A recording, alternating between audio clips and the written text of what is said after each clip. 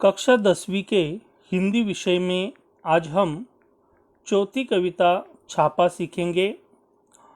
प्रस्तुत हास्य कविता में कवि ओम प्रकाश आदित्य जी ने आयकर विभाग के छापे के माध्यम से आम आदमी की आर्थिक स्थिति, छापा मारने वालों की कार्यप्रणाली को दर्शाया है।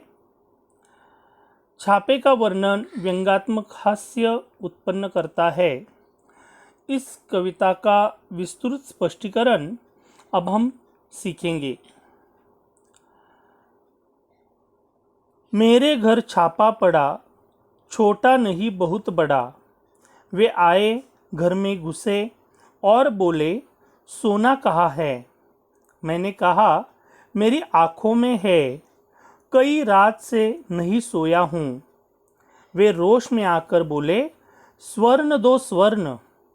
मैंने जोश में आकर कहा, स्वर्ण मैंने अपने काव्य में बिखेरे हैं, उन्हें कैसे दे दूँ? वे झुंझलाकर बोले, तुम समझे नहीं, हमें तुम्हारा अनधिकृत रूप से अर्जित अर्थ चाहिए। मैं मुस्कुराकर बोला, अर्थ मेरी नई कविताओं में है, तुम्हें मिल जाए तो ढूंढ लो। वे कड़क कर बोले, चांदी कहाँ है? मैं भड़क कर बोला, मेरे बालों में आ रही है धीरे धीरे। इन काव्य पंक्तियों का अर्थ इस प्रकार है।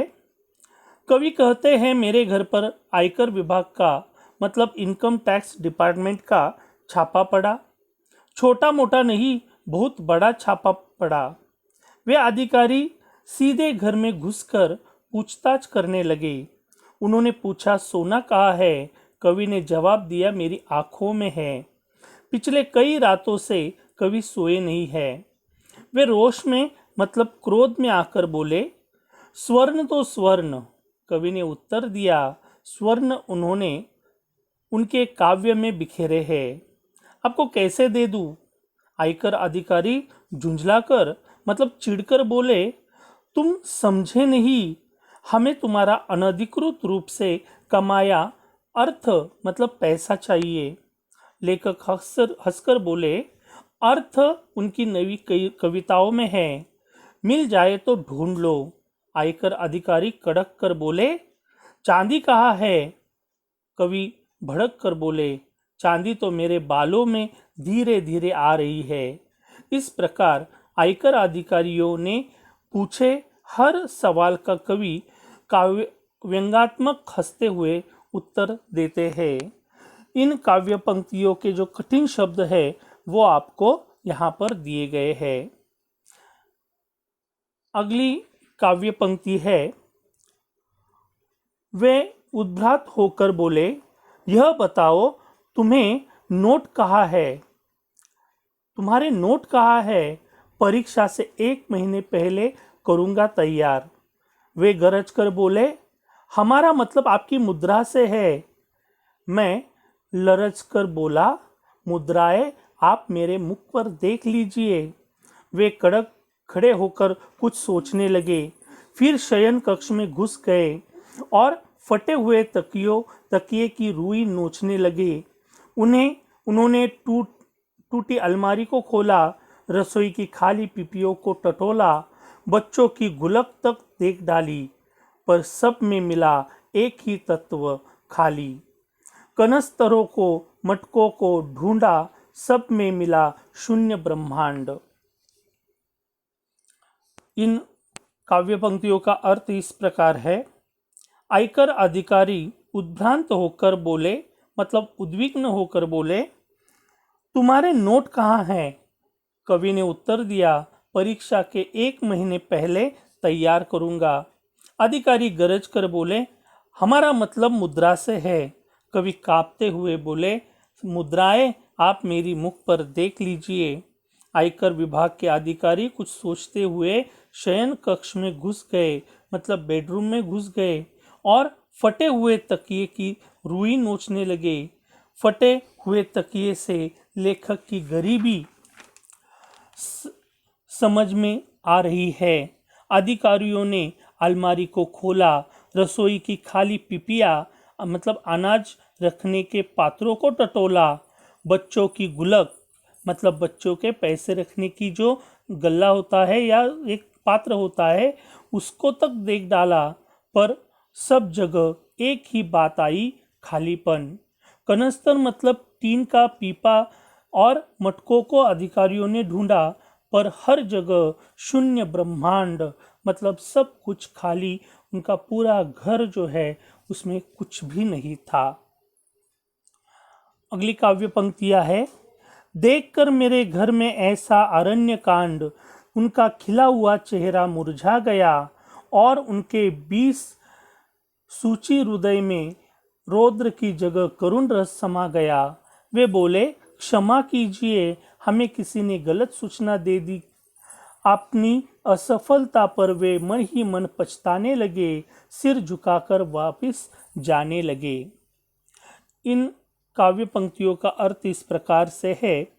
घर में अरण्य कांड का अर्थ है बिखरा हुआ पूरा घर। खाली घर देखकर अधिकारियों का खिला हुआ चेहरा मुरझा गया, क्योंकि उन्हें लगा था कि छापे में बहुत धन मिलेगा, पर यहाँ तो कुछ भी नहीं था। सब जगह गरीबी और दीनता थी।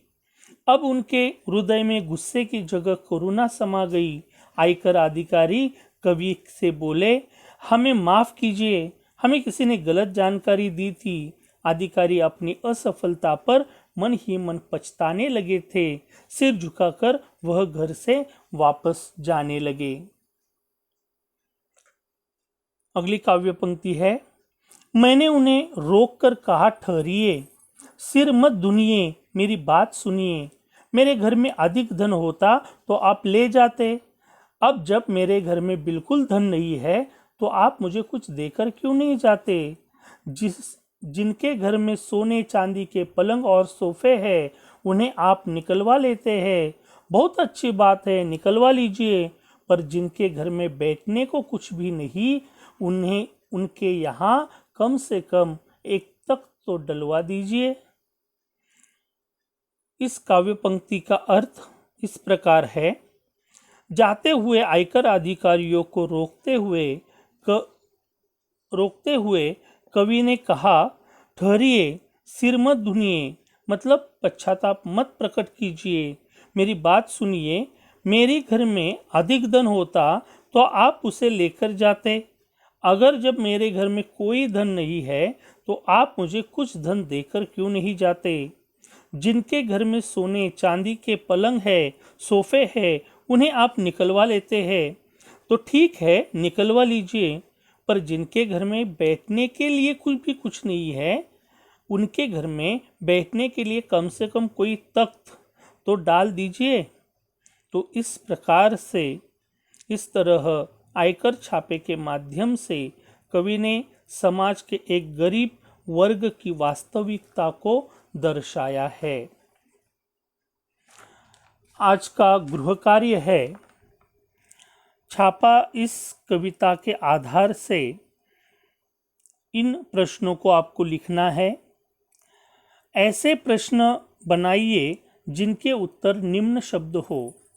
मतलब आपको अरण्यकांड, तख्त, असफलता, अनधिकृत, यह उन प्रश्नों के उत्तर होने चाहिए।